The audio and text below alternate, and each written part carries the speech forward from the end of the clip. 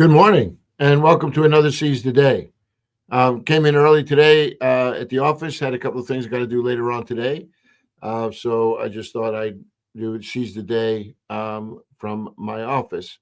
Saw that Bobby Dietrich is first one up on online today. So I just want to wish you good morning, Bobby. Appreciate all the work that you do at Bethany and just so much work to give back to others. So glad you're here this morning. Trust the Lord's treating you pretty well. Today is Tuesday, December 17th. Can you believe it? It's like 8 more days, and we're at Christmas. Trust those of you who have come and participated in our Christmas concert felt really, encouraged and just inspired. God has truly blessed Bethany Church with great talent, and we're grateful that they use it to serve the Lord. So thank you so much for that. Lately, we have been in this topic that is all about uh, the Advent season. So this week was week 3. This is the third Sunday in Advent, and we're taking a look at Matthew chapter 2 and a conversation surrounding the Magi, the wise men, and the story that Matthew tells us about them. The overarching theme for our Advent this year has been in the fullness of time, just laying emphasis to the fact that God has a plan, and this plan is being worked out, and it came in specific moments and was built upon many promises that were made previously, and we're just trying to demonstrate how this work of God is something that isn't just thought of in the last moment, but this work that God is bringing to bear is something that um, it's to impact our life on a daily basis. So along that line, I read this article not that long ago about the effects of of social media on so much of our interaction. And this person that was doing an interview, he asked this question. He says, "How has social media no, he said, has social media created an atmosphere that is toxic, or has it just amplified it or uncovered the baser nature of humanity?" Right? So, has social media created this atmosphere, amplified it, or uncovered it?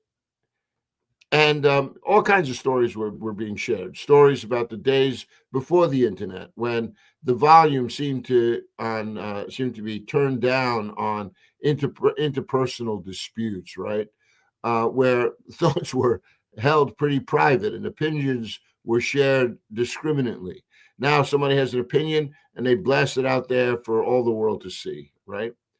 But in the end, it was noteworthy that each person agreed that the social platforms didn't create the discord, rather, they served to amplify and uncover the baser nature of our humanity.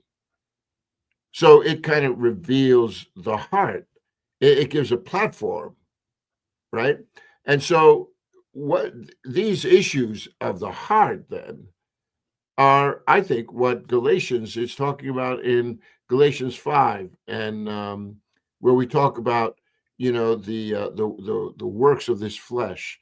It it it has to deal with immorality and impurity, debauchery, hatred, discord, jealousy, fits of rage, selfish ambition, dissensions, factions, and envy. You can see how all of that is played out on social media, right? Sites that cater to people venting their own rage about a system or promoting immorality or hate, discord. I mean, uh, you know, numerous ways in which this is taking place. And the personal and social toll that this has exacted on the world, I think, is in some ways, it's just incomprehensible. So, is it any wonder that we gravitate to envisioning a world where the virtues of hope and peace and joy and love are held dear? It's not hard to imagine why the world longs to see a place where love actually rules, and sorrows cease, where the weak are made strong, and peace fills this heart. I mean, we all want that, but it's more than just a fairy tale. Although sometimes you look at the world and think, yeah, this is never really going to happen. But this is the world that God is promising us, a world where the old is gone and all things are made new, where the lion lays down with the lamb, where a world that knows only life. Now, God's promise of this world is predicated upon victory over sin. God's promise necessitates the defeat of the enemy of our souls.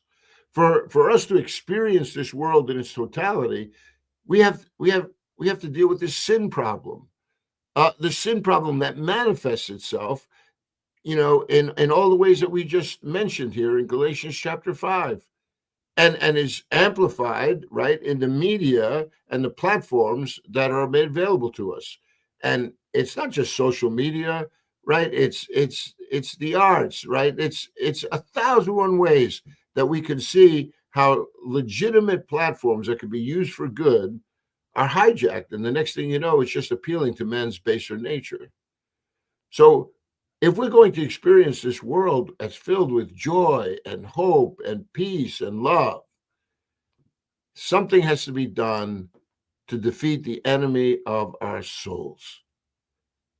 And that's where God's promise rests squarely in the hands of Jesus, the Messiah, right? That's why in the opening chapters of Matthew, the reader is made aware that the time has come, that the Son promised is now present. And Matthew informs us that Jesus is the Messiah, God's Son. Jesus is the Savior of the world. Jesus is the Emmanuel, God with us. And so Matthew, in the opening chapters, begins to show how Jesus is the Messiah, the son of Abraham, the son of David, gives us this whole genealogy, right? Begins to share with us how all of this is being played out in the life of Joseph. And now we're going to read here in Matthew chapter 2, where we read the story of the wise men who discovered Jesus. And they discovered that, or we're going to discover that their story is entwined in the story of the saints of every generation who seeks to know Jesus, every single one of us. And so we began yesterday looking at Matthew chapter 2, and I'll just read the first couple of verses. It says, after Jesus was born, right, after the Messiah has finally come, he was born in Bethlehem in Judea during the time of King Herod. Magi from the east came to Jerusalem and asked, where is the one who has been born King of the Jews? We saw his star in the east and have come to worship him. I mentioned yesterday that God, once again, is initiating this revelation. They are intrigued by this star that has appeared. And God is very deliberate, right? I mean, think about it. The angel Gabriel was sent to Mary. Another angel was sent to Joseph in a dream. Shepherds had the privilege of listening to this angelic choir. And now God uses a star. And so they come from the east, their place of origin, Persia, Babylon. We know that it was in these kingdoms, the Babylonian Empire and the Persian Empire, that the Israelites were scattered, right? They were exiled, they were overcome. And so much of that history is found in your Bibles. Jeremiah, Isaiah, Daniel, Ezekiel, Ezra, Nehemiah, all these books, they speak about this exiled period. And God was going to bring them back into their land, and he does. and now they're back in their land, but they're under the dominion of Rome. So it's not it shouldn't surprise us that this gospel of the God of Abraham, Isaac, and Jacob has found its way all the way to the four corners of this world. And so consequently, when God brings them this revelation and says, this one that we have talked about, the son that would be born, where Isaiah tells us, that his name will be called Wonderful Counselor, Mighty God, Everlasting Father, Prince of Peace. This son has now been born. And God sends this star ahead, and in this revelation, we're not told more than just that they saw his star from the east, and they have come to worship him. So they come in pursuit of an answer. Where is the one who has been born King of the Jews? And they come with a mission. We have come to worship him. Well, that news, if you look in Matthew chapter 2 and verse 3, it says, King Herod hears about this and was disturbed, as all Jerusalem was with, as well, right? He says he was disturbed and all of Jerusalem with him. So the presence of Jesus, while it initiated this response on the part of the wise men, the presence of Jesus is also about to create quite a disturbance. Isn't that exactly this theme that we're seeing? Remember, just last week we looked at Simeon and Anna. What did Simeon say? It says that this child will be for the rising and falling of many in Israel. He told Mary that this will be like a sword that will pierce your own heart. Yeah. The coming of Jesus. Sometimes people think, it's going to be, it would be heaven on earth. Well, not until the sin problem is dealt with. See, when Jesus comes back the second time, it's going to be to do exactly what we had hoped he would do the first time. We were thinking that the Messiah, when he would come, it would initiate this whole kingdom now, and things would be made right. There would be this alignment that would take place. The fallenness of the world would now be mended. But that's not God's plan. God's plan was first to deal with the problem that has pitted us against one another and against him. It's the sin problem. It's what we said earlier, right? Like, the platforms that are out there, they're not causing it all. The cause is found deep in the hearts of men. It just is the megaphone that is now being amplified across the world.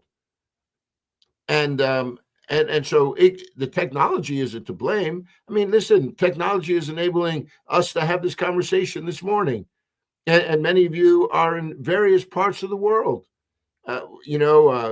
We see from Kashif, right? It's all the way out in Pakistan. He's watching this late at night. We have others in Texas.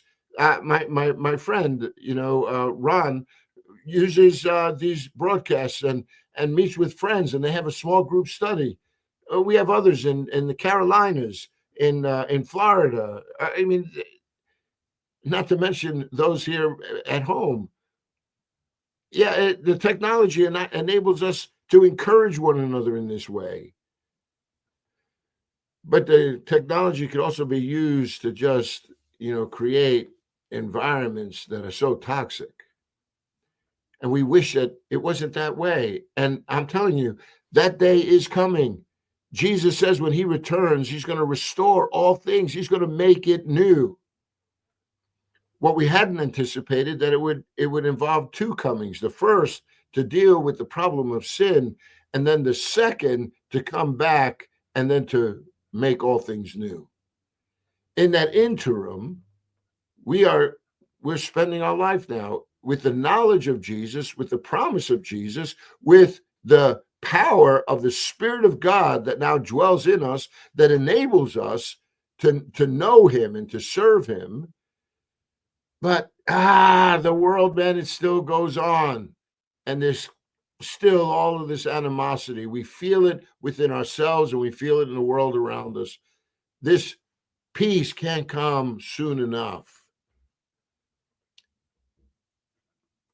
But Jesus' presence in the world, rather than being a calming one, was about to create a big disturbance. See, Herod was disturbed by the Magi's news that one was born king of the Jews. And why do you think that would be? The question posed by the Magi made him very unsettled. And why? Because he saw this as a political threat. Herod was a very insecure leader. And Herod is now about 70 years of age. So he's older, right? Herod had become increasingly paranoid over his role as king of the Jews. In order to win the favor of his superior, Herod undertook many significant building projects that he dedicated to Augustus Caesar. Caesarea was one of those places. He named it after Augustus Caesar. In addition, Herod rebuilt the temple, hoping to endear the Jews to him. His political savvy was rewarded when he was called king by the Roman Senate because of the influence of Mark Antony. And you see all these historical names that we read about. These are helping to reinforce what the Bible is telling us is happening during this period of time. So we know a lot about Herod, a very insecure old man who now found that someone was threatening, his political standing. But not only that, what you find is Herod was also very cruel, and he was crafty. A crafty man who permitted no one, not even his own family, to interfere with his role or his ambitions. And you know why that is? Because we discover that Herod was a ruthless murderer. In fact, Herod had his own wife and her two brothers slain because he suspected them of treason. He was married at least 9 times, historians tell us. And most of those marriages were just to strengthen his political ties. One of those wives, he would actually kill pregnant, stomping her to death. He was not a nice guy. I mean, think about it. What's going to come from Herod's insecurity? But he's going to send centurions, right? He's going to send Roman soldiers down to Bethlehem to slay the male children 2 years of age and younger. I mean, what kind of sickness, rests in Herod's heart? And by the way, Herod would have a number of children, but 3 of those children would eventually take over this territory. It wouldn't just fall to one, it would be divided up. And so Judea would be given to Herod Archelaus, and then Herod Antipas would take what we know now as Galilee, right? And certain sections on the other side of the Jordan River. And his other brother Philip would take over the northern part east of the Jordan, and they would come to battle with one another. Archelaus would wind up being run out, and so they would have to put in, Pontius Pilate to take over his role. Herod, as he would be later known, right? Not by Herod Antipas, but by Herod, that son, he would be the one that would have John the Baptist's head cut off, the one who would take his brother Philip's wife as his own, initiating a warfare that would take place between the brothers and their territories. Yeah, see, this is a family. It's so mixed up and embroiled in all these controversies. So we have an insecure leader. We have a leader that's cruel and crafty. And and so is it any wonder then that when you read in verse 3 here, where it says that King Herod was disturbed and all Jerusalem with him, why would Jerusalem have reason, to be disturbed? Well, think about this for a moment. If they knew Herod and they were aware of his political exploits, right? Of his capacity for cruelty and violence. If they also saw how crafty he is to try to get his own way, well, maybe they're all, feeling that they are, as it said here, they're feeling disturbed because they're thinking, oh my gosh, if Herod gets out of sorts, what is that going to mean for the rest of us? Perhaps they were wary of his cruel past. Perhaps maybe the buzz in Jerusalem that was fueled by Simeon and Anna's response in the temple, right? Because remember, this is a story that is beginning to unfold for us. So, do you think that when Mary and Joseph and the shepherds they experienced something, you think that just stayed in that one place there in Bethlehem? You think that news didn't begin to spread, that gossip began to go out? What do you think those shepherds did when they went back and told their friends or their families about what they saw and what they heard? And then now, when Jesus and when Joseph and Mary come into the temple and they receive the reception that they did from Simeon and Anna, holding this baby and declaring unabashedly that this is the one who has come, who is going to be the consolation, right, the comfort of Israel, and also the light of revelation for the Gentiles. You think that just stayed right there in that one scene? But did they not go around and tell everybody about this? So do you think these kinds of words now they begin to trickle out, and the next thing you know, one person saying it to this one, that one, and if people have you know you know devious intentions, if if word gets back now and they start to investigate, you can see how all of a sudden there's this buzz that's taking place. And when Herod begins to investigate a little bit more, it's only now exacerbated by the presence of these wise men who now come and they're asking, where is this one who was born King of the Jews? You see, the Old Testament reference highlighted their awareness, but they do nothing with that curiosity. Meaning, like it says, he calls, look what it says in verse 4. It says, when he called together all the people's chief priests and teachers of the law, Herod asked them where the Christ was to be born. In Bethlehem, in Judea, they replied, for this is what the prophet has written. But you, Bethlehem, in the land of Judah, are by no means least among the rulers of Judah. For out of you will come a ruler who will be the shepherd of my people Israel. See, this is a reference of Micah chapter 5:2.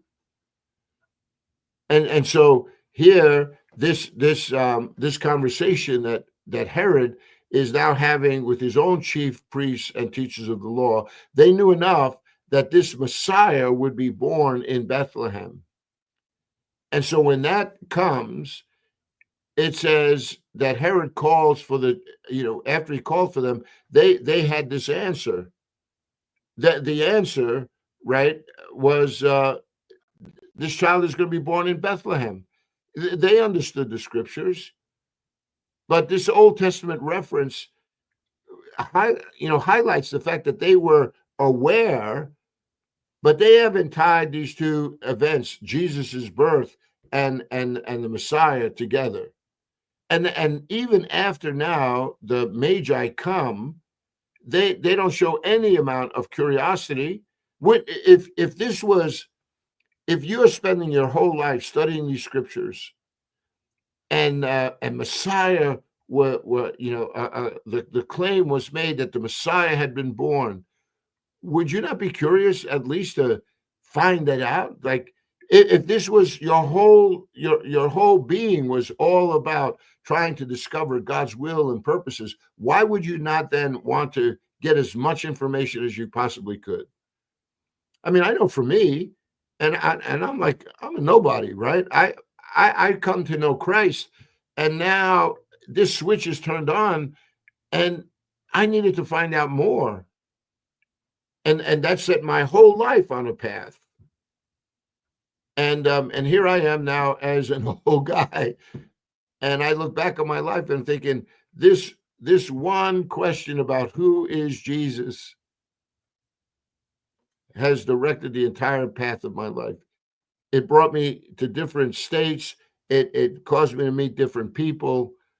Brought me to Philadelphia, where I met my wife, my children now. Like, so much about who I am as a person is wrapped up just trying to figure out who this Jesus is. And so this is where we are now at this point in the story. And then what does Herod do with this information? Well, we'll pick this up again tomorrow as we begin to figure this out. But you could see, boy, this is a great story that's just unfolding. And the more you just scratch the surface, you begin to realize, wow, look how God in space and time, right? In the course of history, the exile of God's people deposited the seeds of this gospel in faraway lands, because God knew that one day he was going to send a star, and these wise men would come back to Jerusalem seeking this Messiah, this King of the Jews. He gave revelation to Micah, who would write down where this child would be born. And now these chief priests and teachers of the law, they've studied this book, and they're ready with an answer. And even all the insecurities that surround, Herod, God's going to use to continue this story, because God uses even the evil for the day of good. There's nothing that's going to thwart God's plan, and we have to take a great deal of courage in that. Well, we're going to stop here today. We'll pick it up again tomorrow as we continue looking at Matthew chapter 2 in this third week of Advent. It's a great story, and I hope that you begin to recognize more and more how history is really his story, God's story, being played out for all of us. It's meant to give us encouragement so that we can face the day. No, so we can seize the day and recognize that God is good all the time. All right, my friends, thank you so much for giving me your time this morning. Go out there, just let your light shine, that men may see your good work and glorify our Father in heaven. Lord willing, we'll spend some more time again tomorrow. Again, thank you for joining me on this Tuesday, December the 17th. God bless.